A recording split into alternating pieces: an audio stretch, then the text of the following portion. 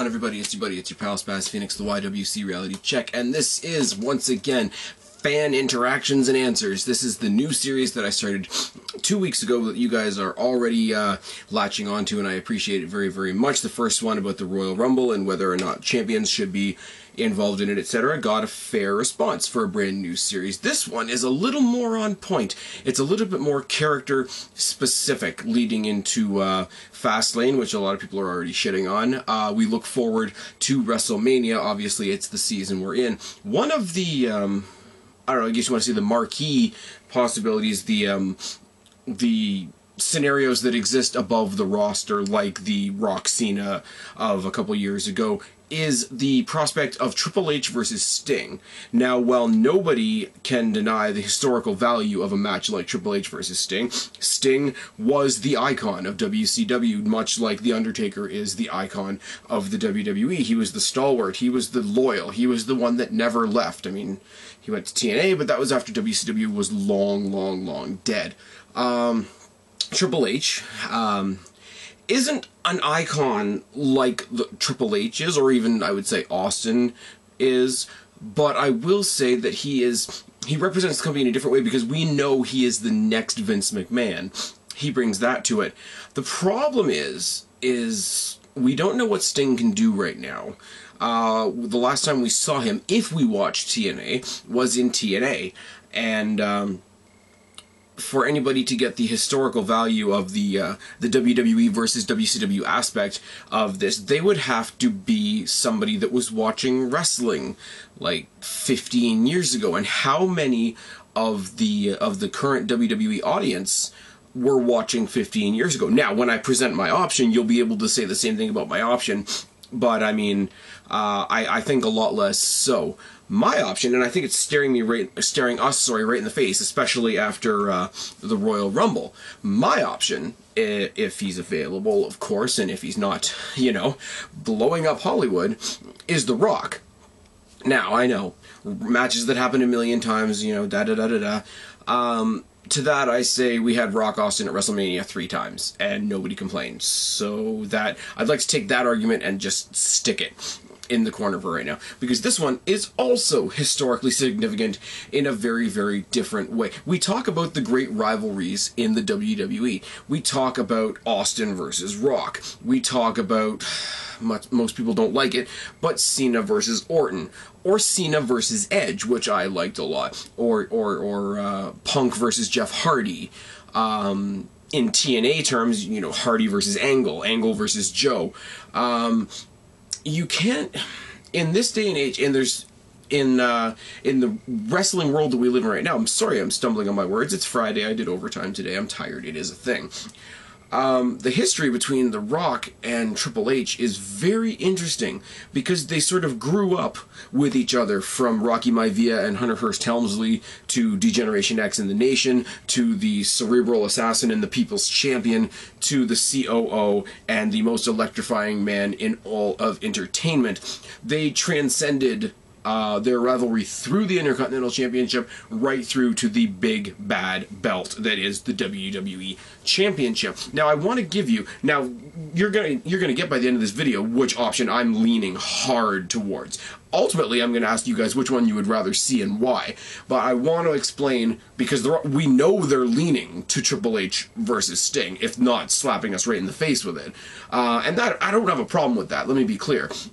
But I really want to drive home the historical value and the retro value and all those types of things. I want to take you back through the history, in pay-per-views anyways.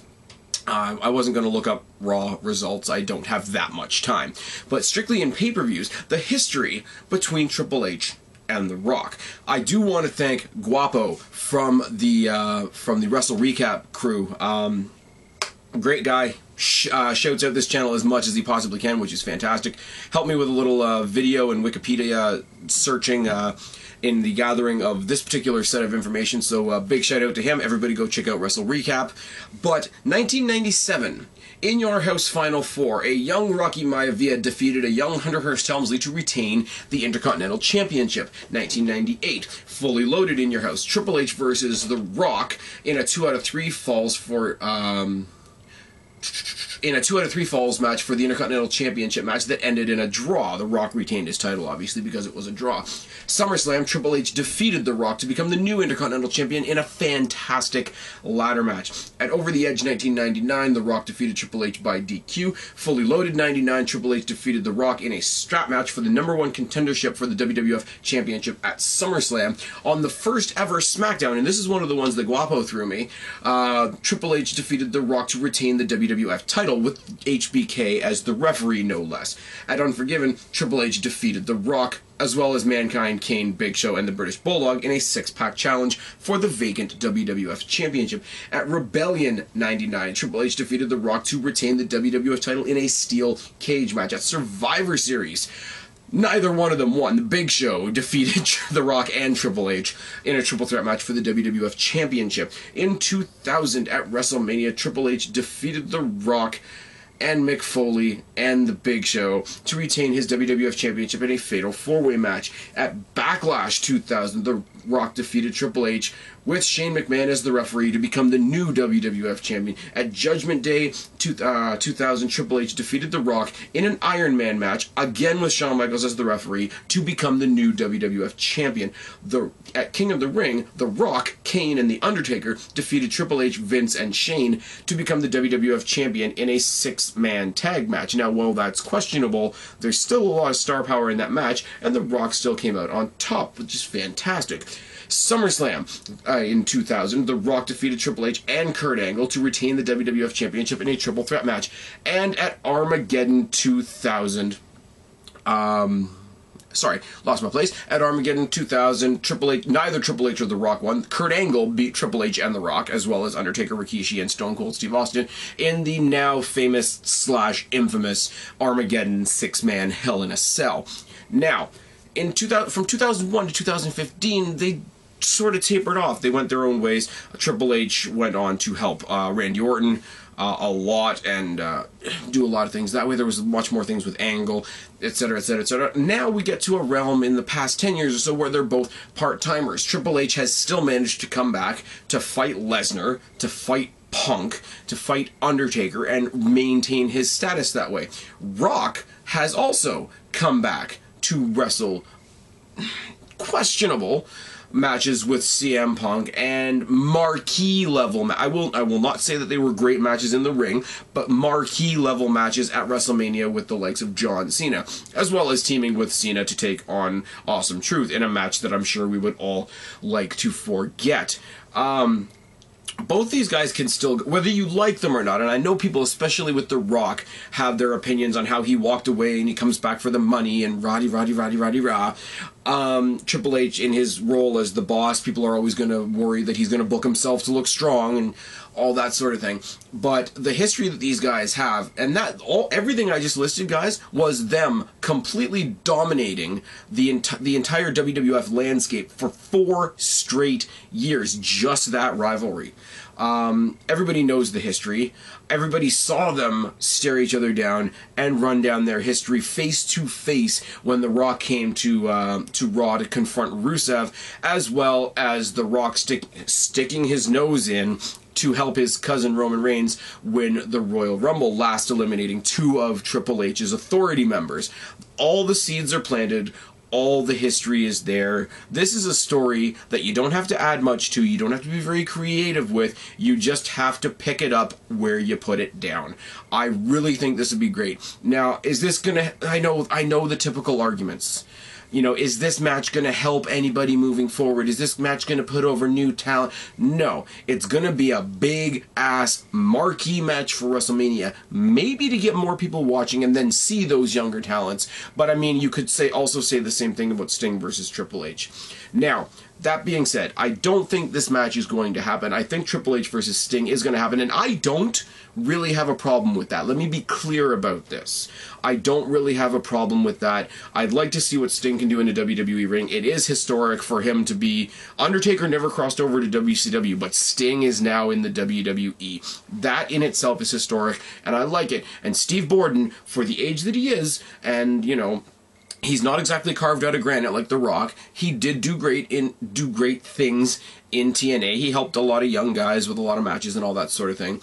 But I don't think the worldwide casual viewer audience that the WWE has watches TNA. The young age of the current WWE audience didn't watch a lot of WCW. They weren't around. Some of them weren't even an itch in their dad's pants when WCW died. That's just a thing. I don't say that to be disrespectful. It's just a sign of the times. I don't think the crowd will gravitate to Sting versus Triple H as much as WWE thinks they will. And that's unfortunate, because if they would, I would be on this match 100%. But I'm not 100% because of the things I've just mentioned, and because I think we've got another great, fantastic option staring us right in the face, and they've already teased it. They've already teased it. They've already teased the dissension between The Rock and Triple H. They've already teased that there could be an issue. They've already teased Rock's involvement with Triple H, which is all they've really done with Sting as well.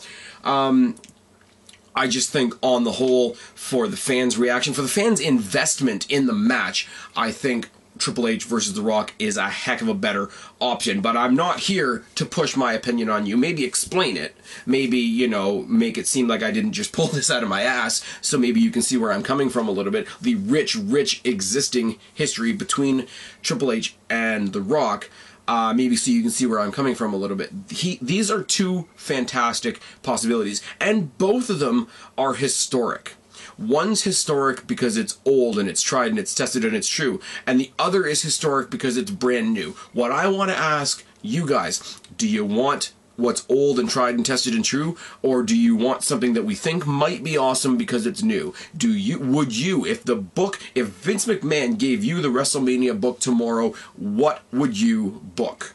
Triple H versus The Rock or Triple H versus Sting? Put it down in the box below and tell me why. You guys have already gravitated to this series fantastically, and there's only been one installment so far. So I thank all of you. Anybody that has questions for Ask the Phoenix, obviously go back to the last Ask the Phoenix, post your questions down there.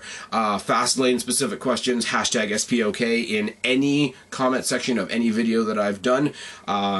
But mostly, and I really do mean this, this one I want to have a lot of fun with. So put your answer down in the box below, but please don't just say Sting. Don't just say Rock.